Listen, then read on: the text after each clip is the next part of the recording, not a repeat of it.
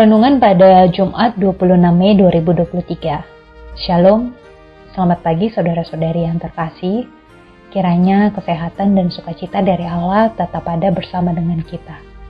Pada pagi hari ini, saat kita akan memulai pekerjaan kita mengarahkan hati dan pikiran kita untuk mendengarkan renungan firman Allah.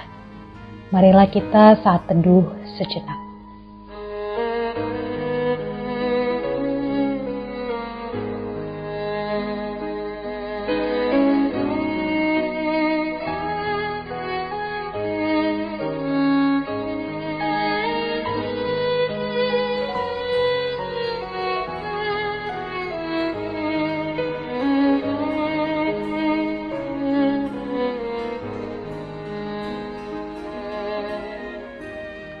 Marilah kita berdoa.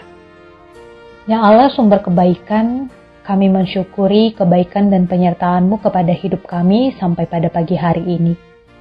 Engkau memberikan kasih-Mu yang baru kepada kami setiap harinya.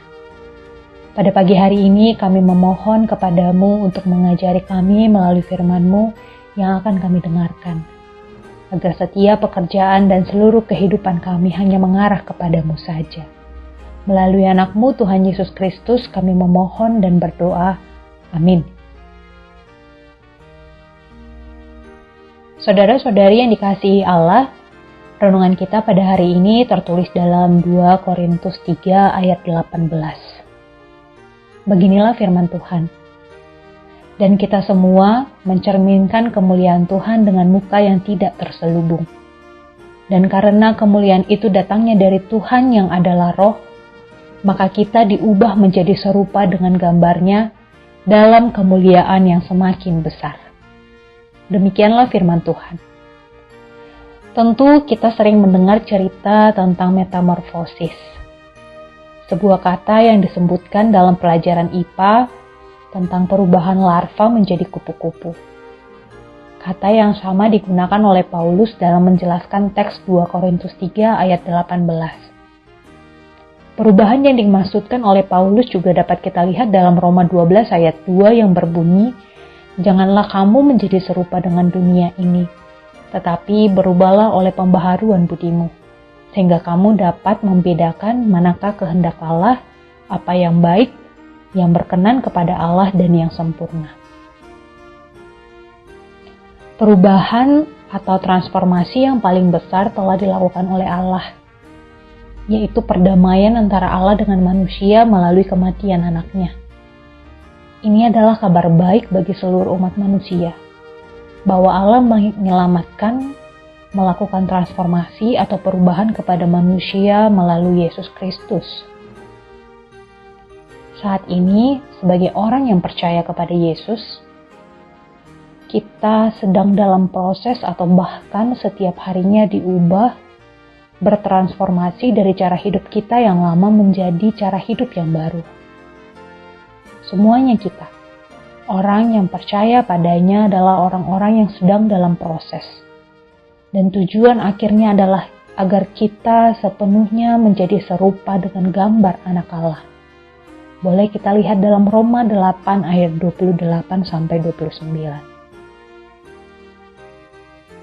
Dengan itu, Paulus memberitahukan melalui teks ini kepada kita bahwa kita semua mencerminkan kemuliaan Tuhan yang datangnya dari Tuhan yang adalah Roh.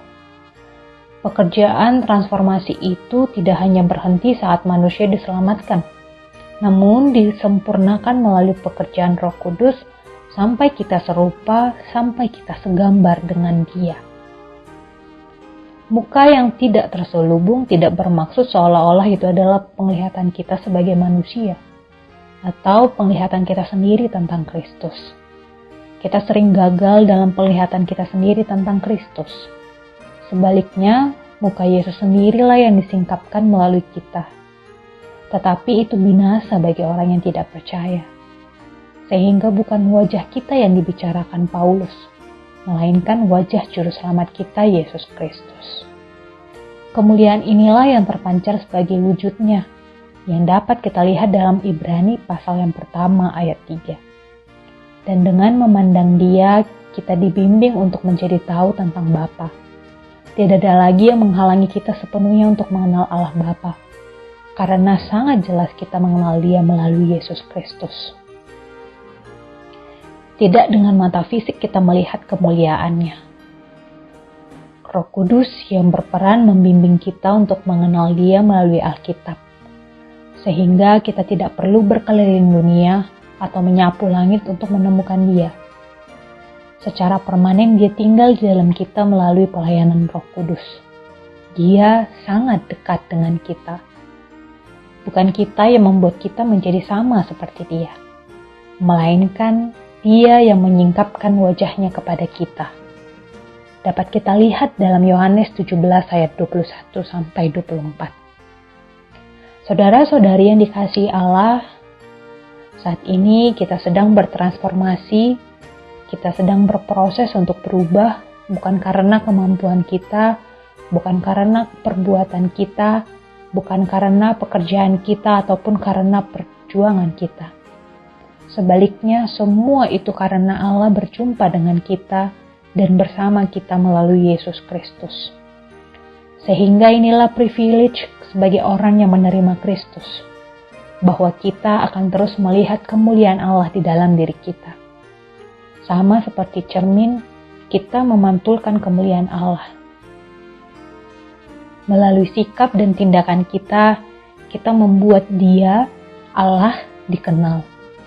Setiap bagian dari hidup kita adalah tentang kemuliaan-Nya, baik masa lalu, sekarang, dan masa depan. Tuhan memberi kita kemampuan dan karunia yang dapat kita manfaatkan untuk mencerminkan kemuliaan-Nya daripada mempromosikan diri kita sendiri. Memfokuskan hati pada Kristus adalah kuncinya. Marilah kita memusatkan pandangan dan mengarahkan diri pada Kristus, sehingga Roh Kudus mengubah kita menjadi segambar dengan Dia. Transformasi kehidupan beriman kita akan memancarkan kemuliaan Allah.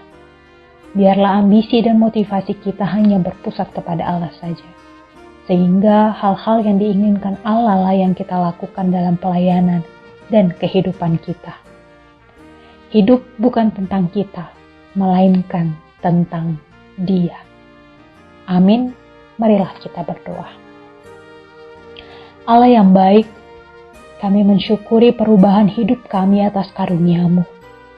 Kami menjadi orang yang layak menerima belas kasihan-Mu. Terima kasih ya Allah, Engkau kembali mengingatkan kami bahwa Allah tetap bersama-sama dengan kami untuk membimbing kami untuk semakin serupa dengan gambar-Mu. Ajarilah kami ya Tuhan dengan Roh Kudus-Mu, agar kami senantiasa memancarkan kemuliaan Allah. Berkatilah setiap pekerjaan tangan kami, agar memberikan pengharapan bagi kami dan sekeliling kami. Amin.